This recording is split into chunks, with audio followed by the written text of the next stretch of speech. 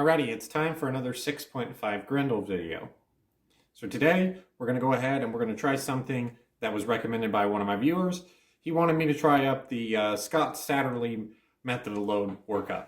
Basically, from what my research shows, it looks like you load up 10 charges, or maybe more if you want, but they kind of start out with 10 charges, kind of find a velocity node, and then load up some rounds at that node, and then go ahead and adjust the overall length to kind of accurize the load. So this is supposed to give you excellent standard deviations, and then in the end, an excellent group. So we're going to go ahead and give that a try.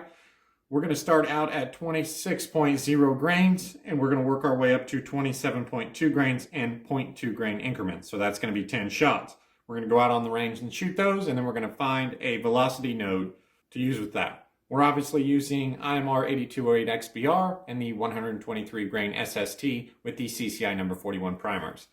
The cases that we're using are Hornady 3x fired. The overall length we're going to use is 2.250. It lines up really nice with the cantilever. We're going to start there, and then if we don't find accuracy, maybe we'll move that overall length around a little bit. So let's get out on the range and let's see how they shoot. We're going to start at 26 grains and work our way up to 27.8 grains in 0.2 increments. So we're going to do kind of 5 at a time and let the gun cool down a little bit and do the other 5.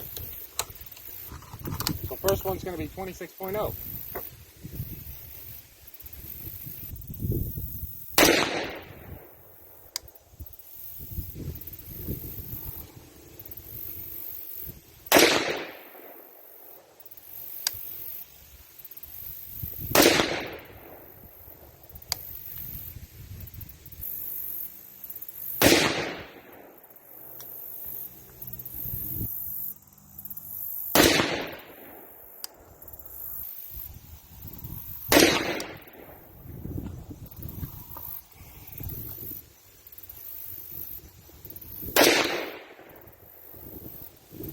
Past that 2,500 feet per second mark, and it definitely looks like there's a little smear on that one. Primer still looks fine, nice and round, but there's definitely an ejector mark on that one. We'll shoot this next one, and I don't know what we'll do with the last one.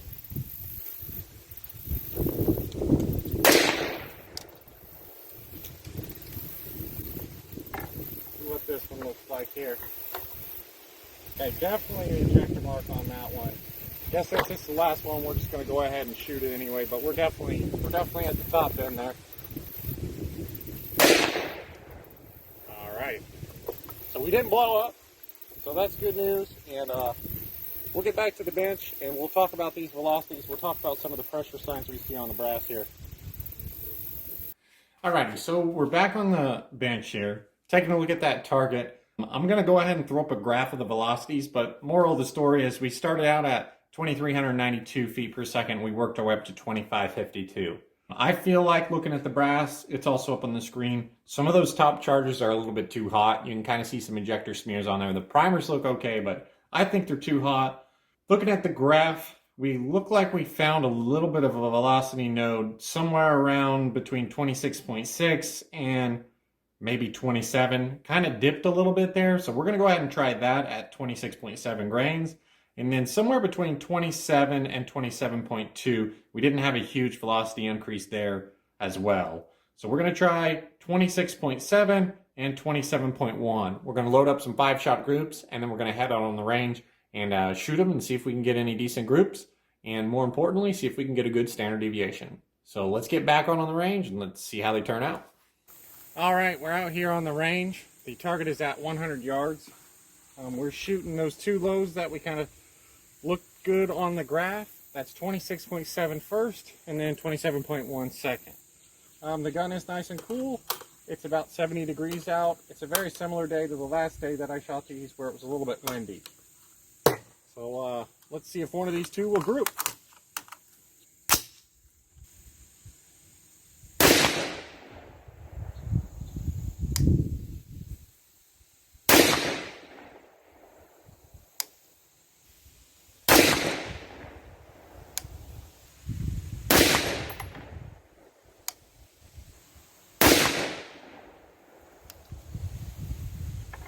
Alrighty, so that group doesn't look very good.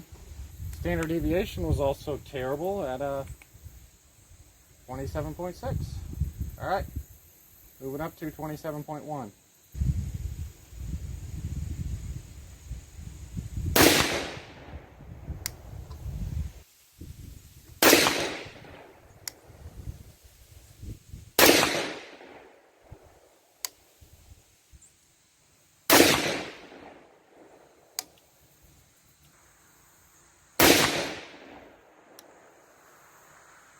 Alright, so that group doesn't look much better there either.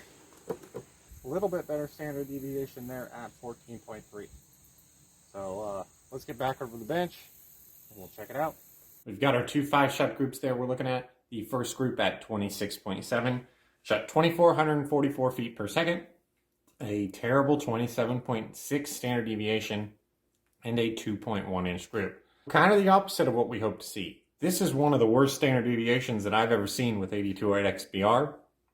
And the group is also really, really poor. Moving on to 27.1. Grains, 2464 feet per second. Decent 14.3 standard deviation. And same thing with that group of 1.35. So we definitely don't have anything to write home about here. I thought we'd at least get better standard deviations. The groups, they also weren't very good. 1.35 for this gun is a pretty bad group. A good group with this gun I would consider to be about 0.75, 0.8 with a close to that single-digit standard deviation. So I'm not sure if I didn't do the method kind of justice the way that I did it, or maybe it just didn't work in this situation, but I thought I'd give it a try. We might go ahead and give it a try in the next 6.5 Creedmoor video too, and see if we have better results with that. Thanks to that viewer for letting me try this method. Thought it was kind of a fun experiment, and we may screw around with it in the future, even though it didn't work out for us today. But thanks for watching, and we'll see you next time.